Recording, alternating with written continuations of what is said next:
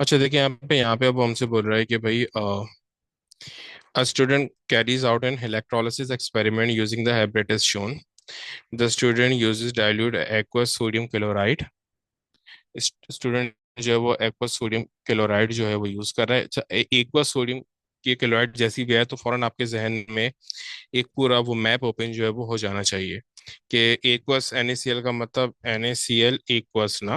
तो एक तो Na प्लस और Cl माइनस के आयंस होंगे, दूसरा ये एक्वस में H प्लस और OH माइनस के आयंस होंगे। ठीक है, तो चार आयंस होंगे, दो वो पॉजिटिव और दो वो नेगेटिव से। फिर वो बोले state the name given to the solution which undergoes electrolysis. जाहिर सी बात है, इलेक्ट्रोलाइट बोलते हैं उसको, जो भी हमारे पास हो ना उसको क्या बोलते हैं, इलेक्ट्रोलाइट।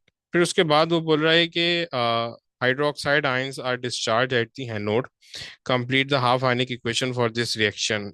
हाइड्रोक्साइड आयंस की इक्वेशन आपने याद करनी है, कोई इसमें फिजूल का दिमाग लड़ाने की जरूरत नहीं है। 4OH तो minus plus 4OH minus gives off 2H2O plus O2 plus 4 electrons. कोई इसमें फिजूल का जो है ना वो दिमाग लड़ाने की भी जरूरत नहीं है।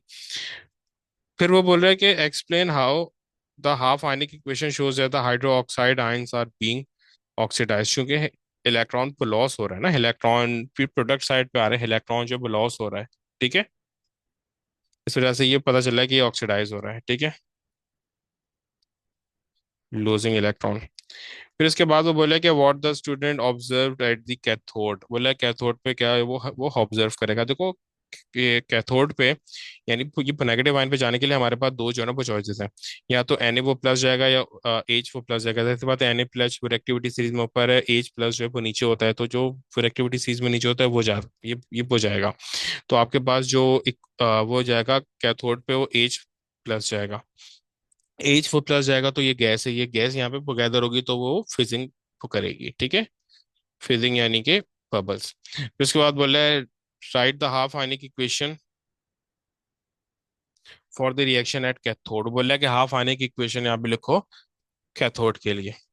तो उसके लिए क्या है देखो, लिखने का पता है मेथड क्या है, फिर से एक्सप्लेन कर रहा हूँ। H प्लस आपने लिखा, एक इलेक्ट्रॉन डायरेक्ट बात है कैथोड पे जो है वो जाता है, ये पॉजिटिव आयन इलेक्ट्रॉन गेन करता है और न्यूट्रल हो जाता है।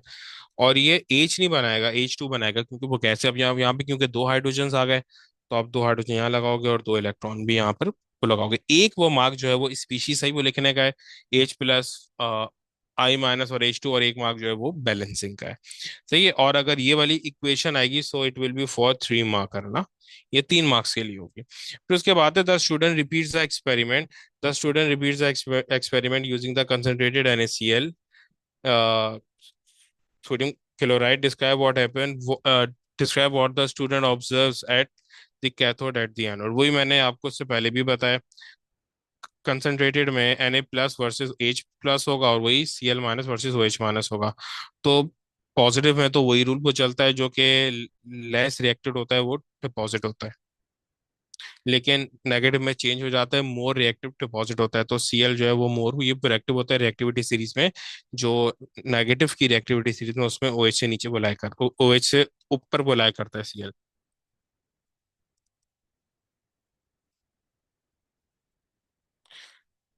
तो यहाँ पर बोला कि describe what the student observe. वो ये नहीं पूछ रहा कि प्रोडक्ट क्या बनेगी, कौन सा आयन आएगा, ऑब्जर्वेशन क्या होगी। जो भी वहां पर जो आयन जाएगा तो वो क्या, वो अपनी ऑब्जर्वेशन छोड़ के आएगा, यानी कि फिजिंग होगी या कोई तो कलर होगा। क्योंकि कैथोड पर तो ये H वो प्लस जाएगा तो इसकी तो खाली क्या होती है, फिजिंग होती है, कोई कलर नहीं होता।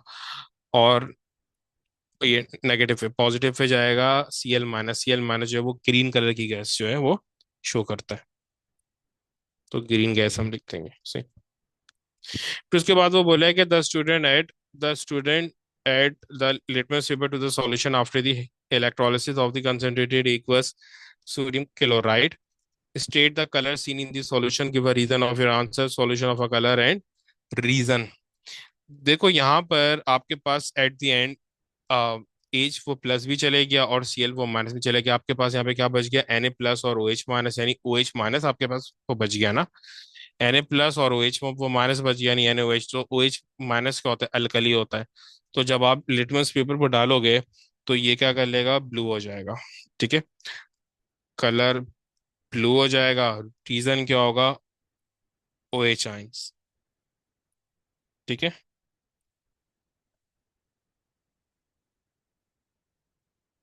एनओएच फॉर्मिंग, ये आपके पास जो रीजन आ गया। अच्छा, अब जरा इसको अभी तो बीच में जरा ये बेकार क्वेश्चन है, अब मेन क्वेश्चन की तरफ आते हैं। हाँ, जैसे ये हमारे पास है, वो बोल रहा है कि भाई dilute sulphuric acid is electrolyse using the habitat shown in the diagram. State what is meant by the term electrolysis. बोले हैं ये इलेक्ट्रोलिसिस का तो मतलब क्या है? 2 मार्क की है तो क्या? Break down of ionic compound into its ion by the passage of electricity. देखो एक बात याद ये रखना कि break down of ionic compound के बाद आपको इनटू इट्स आयंस लिखना जरूरी ये बनाई है, क्योंकि जाहिर सी बात है अगर आयनिक कंपाउंड का ये ब्रेक डाउन है तो आयंस में ही होगा, तो ये अंडरस्टूड होता है। ठीक है। तो इनटू इट्स आयन लिखना या वो कंपलसरी नहीं है, हाँ, लेकिन स्टेट वो लाजिम ये भी लिखनी है। Break down of ionic compound in aqueous और molten state in by the passage of electricity।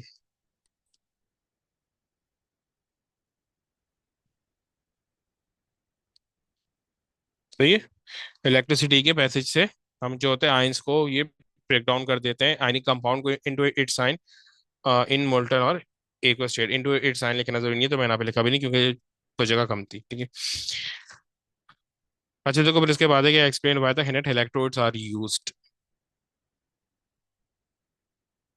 भाई हिनेट इलेक्ट्रोड क्यों यूज होते हैं? क्योंकि वो रिएक्ट नहीं करते। सही है। क्योंकि यहाँ पे हम कोई इलेक्ट्रोप्लेटिंग तो कर नहीं रहे। अगर इलेक्ट्रोप्लेटिंग करते या इलेक्ट्रोप्यूरिफिकेशन करते तो वहां पर रिएक्टिव यानी मेटल के इलेक्ट्रोड्स यूज करते हैं। They do not react. अच्छा, फिर इसके बाद है name the product form at each electrode. अब यहाँ पे हमारे पास क्या है? डाइल्यूट सल्फ्यूरिक एसिड है। तो H2SO4 है तो 2H+ और SO4 2-, तो आंसर हो गए। और H+ और OH-। अब देखो एक तो बात पक्की है कि नेगेटिव पे तो H+ ही जाएगा ना। अब ये जो H+ जाएगा ना, ये प्रोडक्ट क्या वो बनाएगा? अब देखो यहाँ पर मैं एक गलती वो बता रहा हूँ, अभी भी मैंने वो मॉक के पेपर चेक करें, काफी सारे स्टूडेंट ने गलती की थी, हालांकि ये मैंने पास पेपर वो कराते हुए 1000 दफा वहां पे भी बताया था। तो पता नहीं क्यों आप लोग वो सुनते नहीं हो। वो प्रोडक्ट पूछ रहा है, वो पूछा है नेम द प्रोडक्ट के नेगेटिव पे और ये पॉजिटिव इलेक्ट्रोड पे प्रोडक्ट क्या बन रही है। वो इक्वेशन नहीं वो पूछ रहा, वो आयन नहीं वो पूछ रहा। अब देखो फर्क क्या है। ये मेरे पास इक्वेशन है इसकी, नेगेटिव की, 2H+, 2I, 2 इलेक्ट्रॉन H2। अब H2 जो है ना यहाँ पे वो प्रोडक्ट है। H2 वो मेरे पास क्या है यहाँ पे? H2 जो है ना वो प्रोडक्ट है। ठीक है। H2 यहाँ पे वो मेरे पास क्या है? H2 यहाँ पे मेरे पास प्रोडक्ट है। ठीक है। और ये पूरी इक्वेशन है, और H+ जो है वो आयन है। आपने ना तो ये को बताना है ना पूरी इक्वेशन लिखनी है, आपने खाली ये प्रोडक्ट का वो लिखना है खाली। ना आपने यहाँ पर ये इक्वेशन के बारे में, या तो ये ना ये, सिर्फ ये मुझे चाहिए H2 बस, बाकी मुझे और यहाँ पर जो है वो कुछ भी नहीं चाहिए। मैंने यहाँ पे लिख दिया, तो H2 मेरा ये प्रोडक्ट है। इक्वेशन पूरी दैट्स में, तो आप बोलेंगे सर आपने क्यों बनाई है? भाई आप लोगों को उसके लिए मैंने वो बनाई है ताकि आप लोगों को समझा दूं। ठीक है। और दूसरा SO4 2- में हमें पता है कि ये बुटाइड आयन है। ये टेड आयन होता है, तो OH को माइनस जाएगा और OH- ऑक्सीजन जो है वो बनाता है। यहाँ पर भी आप ये H2 नहीं लिखोगे, पूरा हाइड्रोजन लिखोगे। ठीक है। हाइड्रोजन। तो यहाँ पर भी क्या लिखोगे? ये OH ऑक्सीजन बनाता है। ठीक है। इक्वेशन बताया भी ऊपर लिखिए। फिर उसके बाद वो बोल रहा है कि right an ionic half ionic equation for the reaction at the negative electrode. अब यहाँ पर नेगेटिव इलेक्ट्रोड वही ऊपर जो मैंने इक्वेशन लिखी है वही आपको लिख दोगे। अच्छा, फिर इसके बाद है सोडी, नीचे आ जाओ।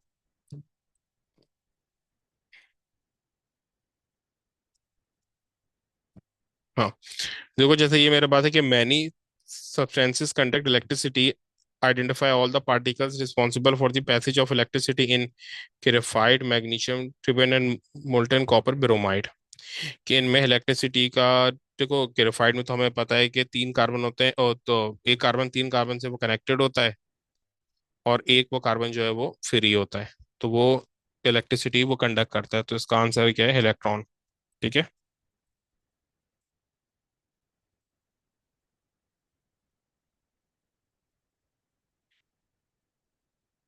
तो ये इसका आंसर क्या है, इलेक्ट्रॉन। मैग्नीशियम ट्रिबेन है, वो मेटल है। मेटल भी क्या करता है, इलेक्ट्रॉन के जरिए इलेक्ट्रिसिटी वो कंडक्ट करता है। मोल्टन कॉपर ब्रोमाइड, इसमें ये मोल्टन कॉपर ये ब्रोमाइड है, यानी ये आयनिक कंपाउंड है। ये क्या है, ये मेरे पास आयनिक कंपाउंड है, तो आयनिक कंपाउंड में तो मुझे पता है कि आयंस की जरूरत होती है। अब देखो ये 4 मार्क के लिए, तो यहाँ पर अगर आप खाली आयंस लिखोगे तो वो गलत होगा। आपने वो बताने कौन कौन से आयंस हैं, एक है Cu2+ और एक है Br-, Cu2+ और Br-, तो ये 2 मार्क इन चीज इस चीज के। ठीक है। अच्छा देखो, अब यहाँ पर उसने मुझे ना एक ये डायग्राम दी गई है, ये वही है, कुछ भी वो डिफरेंस है, बस उसने एक मुश्किल बना के दे दी है अब कंफ्यूज करने के लिए। A student used the following apparatus to electrolyze a concentrated aqueous sodium chloride using the Hinnet electrode। और वही concentrated aqueous sodium chloride है, बोल रहा है कि suggest the name of a metal which could be used as an Hinnet electrode। Graphite या platinum कोई भी यूज कर सकते हो। तो ये ग्रेफाइट या प्लेटिनम, ये प्लेटिनम में कोई भी जो है यूज कर सकते हो। फिर इसके बाद है कि name the gas formed at the positive electrode. अब कंसनट्रेटेड NaCl है ना, तो Na+Cl-, H+ और OH-। अब अच्छी बात है, वो कंसनट्रेटेड है तो पॉजिटिव में तो वही जाएगा जो लेस ये रिएक्टिव, यानी कि H+। और पॉजिटिव आयन में, यानी जो नेगेटिव आयन है उसमें वो जाएगा जो मोर ये प्रोडक्टिव होगा, यानी कि Cl-। ठीक है, तो पॉजिटिव में इसमें वही चीज रहती है जो डाइल्यूटेड में होती है, कंसनट्रेटेड में यानी कि वो लेस रिएक्टिव आता है। नेगेटिव में चेंज आता है, मोर रिएक्टिव जो है वो डिसॉल्व हो, यानी कि वो ये हो जाता है। तो गैस कौन सी है, क्लोरीन, नॉट ऑक्सीजन। अगर ये एक बार तो ऑक्सीजन जाता। उसके बाद वो बोल रहा है कि right an ionic half equation for the reaction occurring at the negative electrode using the state symbols. अब देखो तीन चीजें यहाँ पर है, तीन चीजें 3 मार्क्स हैं। 2H+ aqueous plus 2 electron gives off H2 gas. एक वो मार्क यहाँ पर सिर्फ ये H+ इलेक्ट्रॉन और H2 वो लिखने का था, एक मार्क ये बैलेंसिंग का था, और थर्ड मार्क ये एक्वस जो है ना वो लिखने का। तो 3 मार्क हो गए। फिर उसके बाद एक और थर्ड मार्कर पे वो बोल रहा है कि भाई if how if at all does the pH of a solution change during the electrolysis, explain your answer। जो इलेक्ट्रोलिसिस आपके पास चेंज, जो पीएच चेंज हो रहा है वो आप आंसर करो। तो यहाँ पर आपके पास आ जाएगा ये। देखो अब यहाँ पे ना मेरे पास उसने यहाँ पे जो पीएच है ना वो इंक्रीज होगा। पीएच इंक्रीज क्यों होगा, क्योंकि सोडियम हाइड्रोक्साइड बन रहा है, और सोडियम हाइड्रोक्साइड अल्कली होता है। यहाँ पे बच क्या रहा है, Na+ और OH- वो बच रहा है ना। ठीक है, ये उसी टाइप का क्वेश्चन है जो वो कलर वाला था। तो पीएच इंक्रीजेस, इंक्रीज क्यों हो रहा है, NaOH is found, NaOH is alkali.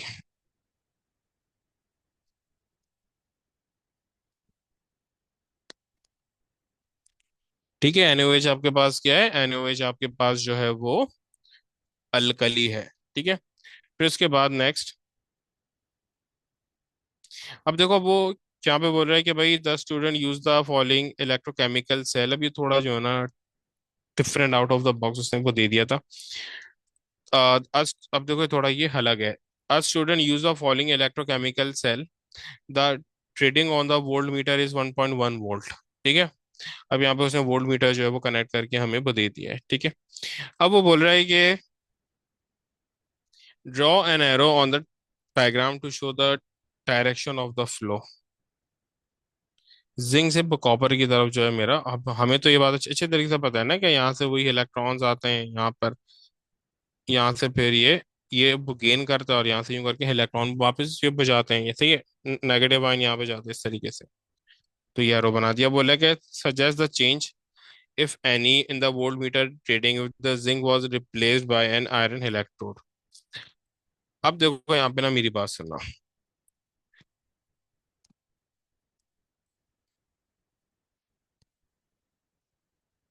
Zinc यहाँ पर है, आयरन यहाँ पर है, और कॉपर नीचे कहीं मुझे बुलाए करता है, ठीक है। अब यहाँ पे जो वोल्ट मीटर की ट्रेडिंग होगी ना, जब मैं अभी मैं इसमें जिंक और वो कॉपर यूज कर रहा हूँ, तो जब मैं जिंक और वो कॉपर यूज कर रहा हूँ तो मेरी रीडिंग ज्यादा आएगी, क्योंकि रिएक्टिविटी का डिफरेंस जो है वो ज्यादा है। अगर मैं जिंक को रिप्लेस कर दूंगा हायरन से, हैफी से, तो यहाँ पर वो रिएक्टिविटी का जो डिफरेंस है वो कम हो जाएगा।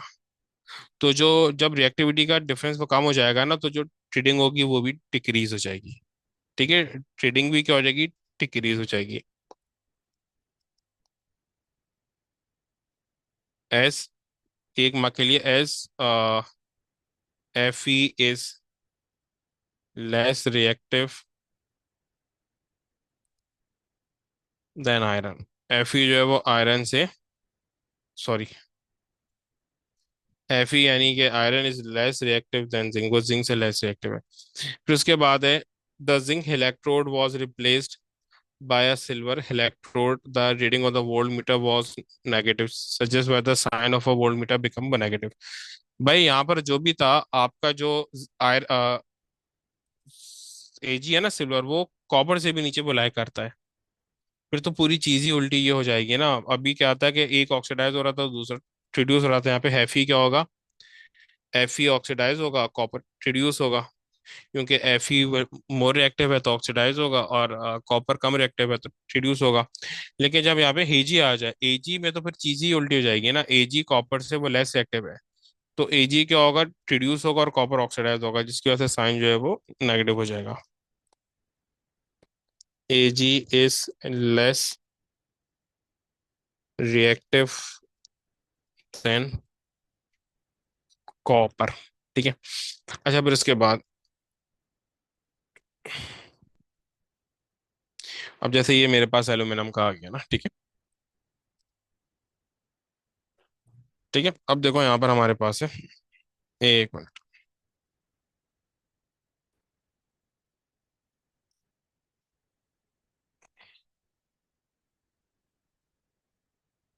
अब देखो वो बोला है कि name the ore of the aluminium which mainly consist of aluminium oxide. Bauxite और बोलते हैं, ठीक है, क्या बोलते हैं, बॉक्साइड और। फिर उसके बाद है aluminium is produced by the electrolysis of aluminium oxide dissolved in molten cryolite। Give the two reason why the electrolysis is done using a molten mixture of aluminum oxide and cryolite instead of uh, aluminum oxide only। बोले कि भाई हम सिर्फ aluminium oxide क्यों use नहीं कर रहे, इसके साथ कुछ और यूज कर रहे हैं। एक तो ये कि कंडक्टिविटी ये बेटर होती है, दूसरा ये कि जो मेन रीजन क्या होता है, जो ऑपरेटिंग टेम्परेचर है वो लोअर डाउन ये हो जाता है, क्योंकि जो एल्यूमिनियम है उसका जो मेल्टिंग पॉइंट है वो 2000 डिग्रीज के आसपास होता है, सही, एल्यूमिनियम ऑक्साइड का। तो जबकि क्रायोलाइट डालते हैं तो वो 200 पे आ जाता है, तो हमारे लिए जो ऑपरेटिंग टेम्परेचर है वो कम हो जाता है।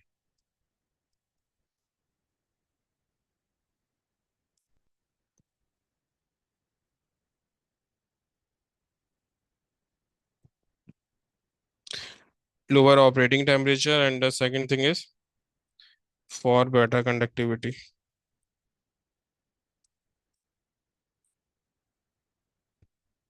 सही है, कंडक्टिविटी क्या होगी, बेटर होगी। उसके बाद बोल रहा है right the half ionic equation, right the half ionic equation for the reaction occur at the electrodes. Al2O3 है, Al2O3 जो है वो इस तरीके से टूट जाता है, Al3 प्लस और O2 माइनस। तो पॉजिटिव पे जाएगा O2 माइनस, वहां जाके ये इलेक्ट्रॉन गिव ऑफ करके बन जाएगा O2। अब O2 बन रहा है ना, ये मैंने देखो इलेक्ट्रॉन वगैरह पे कुछ भी नहीं लिखा है कितने चाहिए। O2 है तो अब यहाँ पे भी 2 को लगा दोगे तो इलेक्ट्रॉन कितने हो गए अब देखो। एक ऑक्सीजन पे -2 चार्ज है तो एक ऑक्सीजन 2 इलेक्ट्रॉन प्रोड्यूस करेगा, 2 ऑक्सीजन है तो 4 इलेक्ट्रॉन चाहिए। फिर इसके बाद है कि नेगेटिव इलेक्ट्रोड पे क्या होगा, नेगेटिव पे एल्यूमिनियम इलेक्ट्रॉन गेन करेगा 3, इस तरीके से ये एल्यूमिनियम पे चेंज होगा। फिर उसके बाद बोल रहा है the anodes are made up of carbon and have to be replaced regularly. Explain why the carbon anodes have to be replaced regularly। क्योंकि आपका ऑपरेटिंग टेम्परेचर बहुत ज़्यादा होता है तो एनोड में क्या होता है, आपका जो कार्बन है ऑक्सीजन के साथ वो रिएक्शन कर लेता है।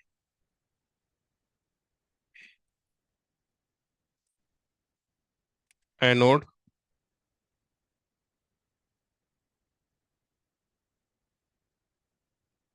यानी कि carbon reacted with oxygen to form carbon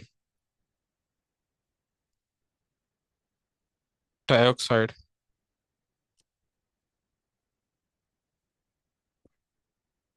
अच्छा देखो फिर इसके बाद यहाँ पर हमारे पास है वो बोल रहा है कि copper is refined purified by the electrolysis. Nickel can be refined using a similar method. The diagram shows the refining of nickel by electrolysis. Complete the label in the boxes। बोले कि जो लेबलिंग है वो complete करके दो मुझे यहाँ पे। तो यहाँ पे एनोड की ये प्योरिफिकेशन के कॉपर की प्योरिफिकेशन कर रहे हैं ना, तो एनोड पर होगा इम्प्योर ये कॉपर, एनोड पर होगा इम्प्योर कॉपर। अच्छा सॉरी, निकल दिया भाई, सॉरी सॉरी सॉरी, कॉपर से मैंने कर लिया था। तो यहाँ पर होगा इम्प्योर निकल, यहाँ पे होगा प्योर निकल, और यहाँ पे आप कोई भी निकल सल्फेट का सॉल्यूशन ले लो।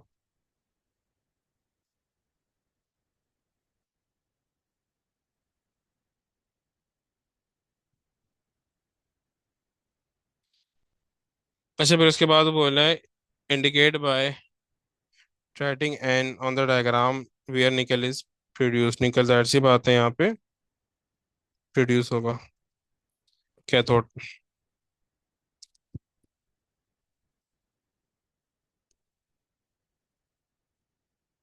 वही क्वेश्चन है जिससे पहले हम करते हुए आ रहे हैं।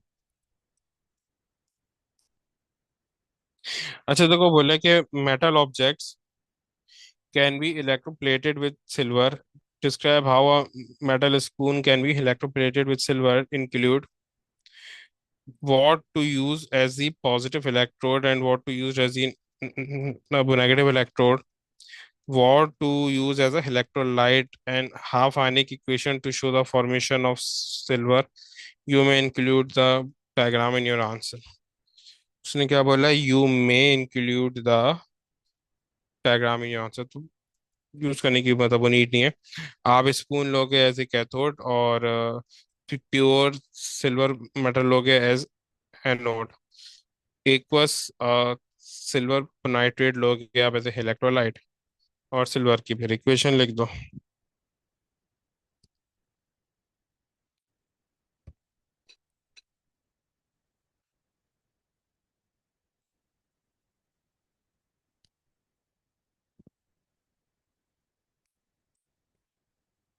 कैथोड स्पून है, एनोड आपके पास सिल्वर है, इलेक्ट्रोलाइट सिल्वर नाइट्रेट है, AgNO3। और इक्वेशन होगी फॉर्मेशन ऑफ सिल्वर ना, तो एक इलेक्ट्रॉन गेन करेगा और एजी में चेंज होएगा। फिर उसके बाद बोल रहा है give one reason why the metal spoons are electroplated with silver. Resistive corrosion, ये वो मेन चीज होती है ना, ताकि आपकी जो करोजन है वो हो सके, उसको ये प्रिवेंट किया जा सके।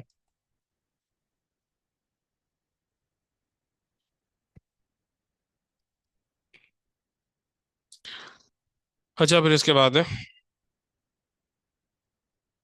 सारी कर लिए।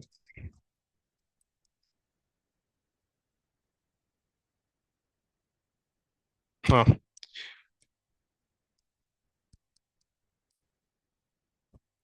अब देखो जैसे यहाँ पे हमारे पास क्वेश्चन है, वो बोल रहा है कि भाई, ये बस ये लास्ट क्वेश्चन है, काफी सारे क्वेश्चन कर लिए इसके। Molten nickel iodide can be electrolysed using the apparatus shown। Molten nickel iodide. During electrolysis, charge is transferred through the copper wires and through the molten nickel iodide. Name the type of particle which transfer the charge through the copper wire, electrons। मैंने ई लिख दिया, आप पूरा लिखोगे, ठीक है। फिर उसके बाद है name the type of particles which transfer charge through the molten electrolyte, ions। सही है। इलेक्ट्रोलाइट में तो आयंस होते हैं और वायर में इलेक्ट्रॉन्स होते हैं। फिर वो बोले predict the product of electrolysis of a molten nickel iodide when the ionic equation of one of these product. जाहिर सी बात है, निकल है तो एक निकल होगा, दूसरा जो है वो हाइड्राइड होगा, 2I-। ठीक है। तो निकल अगर जाता है तो निकल 2 इलेक्ट्रॉन गेन करेगा और I- में और Ni में चेंज हो जाएगा। हाँ, मैंने उल्टा लिख दिया, चलो। प्रोडक्ट के बदले मैंने इक्वेशन लिख दी, इक्वेशन के बदले मैंने यहाँ पे प्रोडक्ट जो है वो लिख दिया। अच्छा, प्रोडक्ट्स लिखा है तो निकल एंड आयोडीन जो है वो प्रोडक्ट्स होंगे। ठीक है। अच्छा, फिर उसके बाद वो बोल रहा है कि a student electrolyze copper two sulphate solution using the two sets of apparatus shown. Apparatus and apparatus B, देखो दोनों में कॉपर सल्फेट सॉल्यूशन, इसमें कॉपर सल्फेट सॉल्यूशन, इसमें पावर सल्फेट, इसमें पावर सल्फेट। डिफरेंस क्या है, इसमें कार्बन इलेक्ट्रोड्स हैं, इसमें कॉपर इलेक्ट्रोड है। तो जिसमें कार्बन इलेक्ट्रोड है तो वो तो नॉर्मल इलेक्ट्रोलिसिस है, ये तो नॉर्मल इलेक्ट्रोलिसिस है। लेकिन जिसमें कॉपर है वो या तो इलेक्ट्रो प्लेटिंग है या इलेक्ट्रो प्योरिफिकेशन है। लेकिन यहाँ पे देखो ये इलेक्ट्रो प्योरिफिकेशन ही है, क्योंकि यहाँ पे कोई स्पून वगैरह नहीं दिया हुआ। फिर वो बोल रहा है कि in apparatus A student uses carbon, ये electrode apparatus B student uses the copper electrodes, the student made the following observations. Apparatus and apparatus B. Apparatus A में क्या है, the mass of negative electrode increase, ऐसी बात है, उसके ऊपर जाके कॉपर सल्फेट का सॉल्यूशन लिया ना, तो कॉपर इसके ऊपर जाके पी गैदर होगा। जब कॉपर इसके ऊपर पी गैदर होगा तो इसका मास इंक्रीज कर देगा। और इसमें क्या है, फिर the mass of positive electrode same, जाहिर सी बात है पॉजिटिव का तो सेम ही रहेगा, क्योंकि इलेक्ट्रॉन डिपॉजिट होंगे। Bubbles were seen at the positive electrode, H वो प्लस जाएगा, सॉरी, कॉपर सल्फेट है ना, तो Cu2 plus, SO4 2 minus, H plus और ओ एच माइनस, तो ओ एच वो मर जाएगा तो ऑक्सीजन के बबल्स बनाएगा, ठीक है। फिर एब्रेटिस बी का देखो, the mass of copper electrode, negative electrode increase, जाहिर सी बात है जो वो कॉपर है वो डिपॉजिट होगा ना, क्योंकि इलेक्ट्रोप्यूरिफिकेशन कर रहे हैं।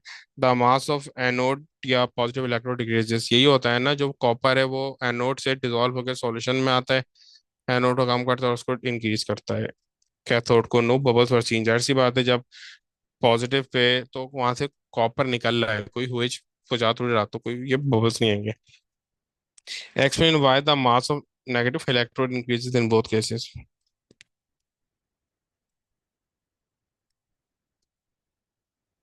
Copper deposited. फिर उसके बाद है name the gas that form the bubble seen in apparatus है। ऑक्सीजन। ऑक्सीजन के ये बबल्स आएंगे यहाँ पे।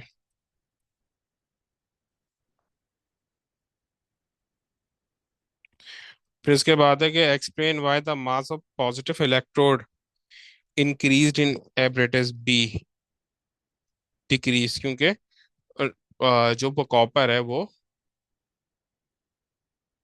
और रिमूव हो जाएगा, ठीक है।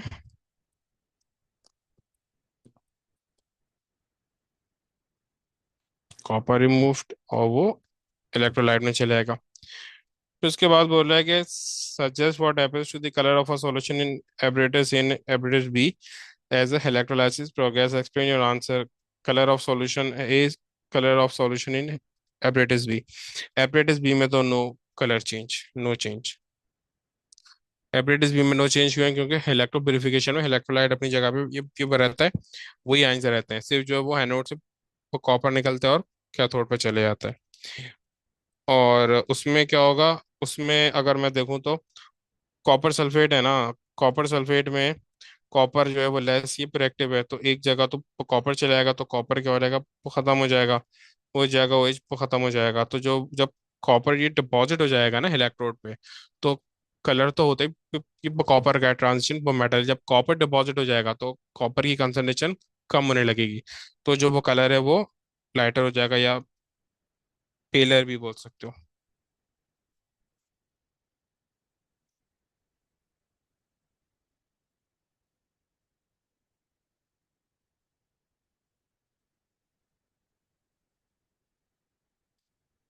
एक्सप्लेनेशन क्या है? Copper ions,